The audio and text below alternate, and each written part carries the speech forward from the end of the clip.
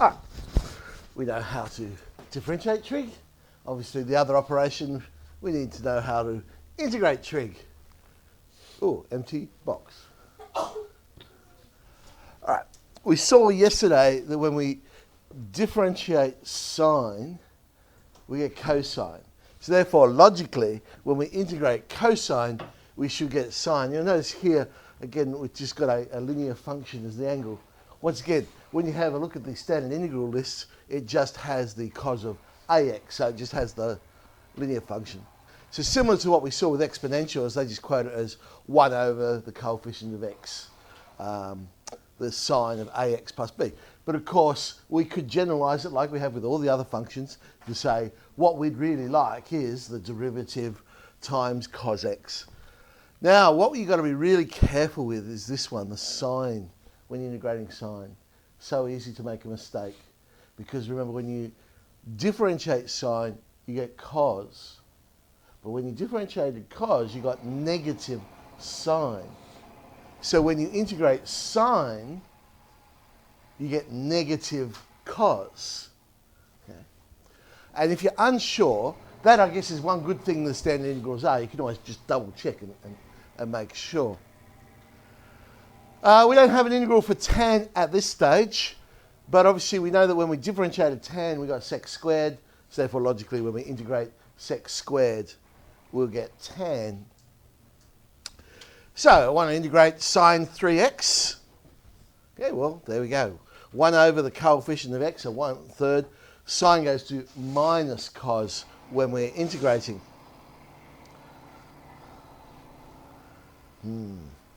Okay, cos. The coefficient in this case is -5. So whilst cos does go to positive sign, the coefficient in itself is negative, so we still end up with negative sign on this one. So -1/5 sine 1 minus 5x. And let's do a sec squared just for completeness. 1 over the coefficient. Coefficient in this case is a half. So 1 over a half is 2. Integrate that one, we'll get 2 lots of tan. Let's do a definite integral. So we're going from pi on 6 to pi on 2. Once again, a reminder, we've got to have radians for the calculus to work here. So subbing in to, well, sine goes to minus cos. So it'll be minus half cos 2x. So that's cos of pi minus cos pi on 3. Cos of pi is -1? Yeah.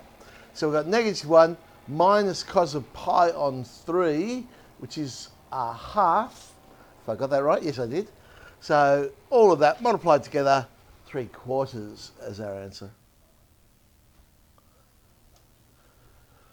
Let's do a practical one. Let's find the volume. We're going to rotate this interesting curve, y equals the square root of sine pi x, between x equals 0 and x equals 1. So we're going around the x-axis. So we want pi times the integral of y squared. Oh, wasn't that lucky that the function was the square root of sine pi and x? When we square it, the square root goes away. And we're just integrating the sine of pi x. Pi is just a number, just like any other number. So I'll have pi times 1 on pi, coefficient of x, and sine goes to minus cos, and we're going from 0 to 1. The pi's will cancel, so we have cos pi minus cos 0 times by -1, and we just get 2. And we're talking about a volume, so it's units cubed. Now, that's all great. All of that was linear functions. But as I say, what if it's not? This is where we can think about the idea that we saw, that we used with exponentials, we did it with logs, and all those. I'd like to set it up so it's derivative times the trig. Well, the angle is x squared. The derivative of x squared is 2x. So I would like to see 2x there. But I've got to balance it out. So it's a half of 2x sec squared x squared. But we know sec squared will go to tan. So we have a half of tan x squared. So it's not a linear function. We can think of it, as I say, the same way we've been doing our exponentials and logs. Now, this integral here you'll see very often in an extension 1 test somewhere. It might be straight out just asking it, or it might be embedded in another question. You end up having to do this integral. But they love asking this, or cos squared is the other one. Because you remember last year when I said, we looked at trig identities, and I said, this will be very useful next year. I also said, I bet you'll forget. No, I remember. Okay, what you got? Sine squared x equals 1 minus cos squared. Well, yes, it is 1 minus cos squared. That's not the useful one that I want, though. You got it? What you got? Cos 2x equals 2 cos squared x minus 1. Yeah. Minus 2 sine squared x. So, remember, cos 2 theta is cos squared minus sine squared, but we could rewrite that as 1 minus 2 sine squared. We can make sine squared the subject. That's the one we want to substitute in, because we can integrate the cos. And of course, if it was the integral of cos squared we were doing, then it would be a half of 1 plus cos. So I changed my sine squared to a half of 1 minus cos 2x. That's why it's an extension 1 integral, because of course in 2 unit they don't look at that trig identity. So they wouldn't have a clue how to do the integral of sine squared. Okay, integrating each piece, the 1 goes to x, the cos 2x, cos goes to positive sine, so we end up with minus a half sine 2x, expanding it out, x on 2 minus a quarter sine 2x. Integral of tan x.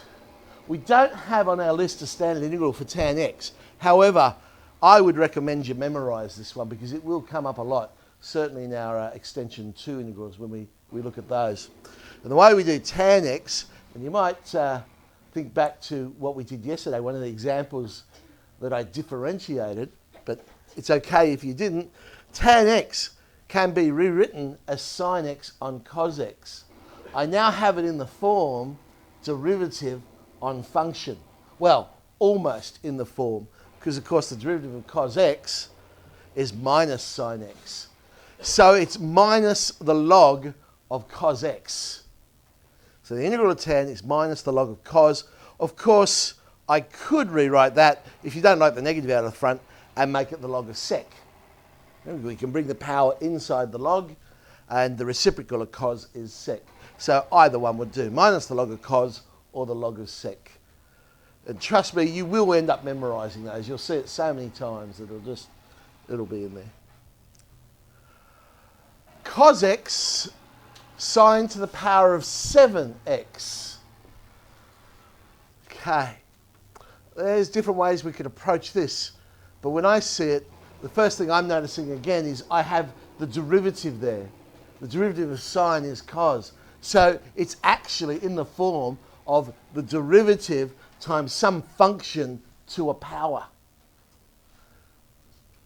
If I want to do it via substitution, I could say, well, all right, let's let u equal sine x. So du would be cos x. Mind you, I'd have to substitute for the limits as well, because those refer to x. So if I'm changing it to u, I need to get values for u. So that's all right. I've got a formula up here that'll let me do that. U equals sine x. So when x is pi on 2, u would be 1. And when x is 0, u is 0. So the integral simply becomes 0 to 1 of u to the power of 7. Add 1 to the power over the power, subbing in, and there's my answer, 1/8. Alrighty, let's have some fun integrating. Integrating is good. They want us to do that in society, don't they?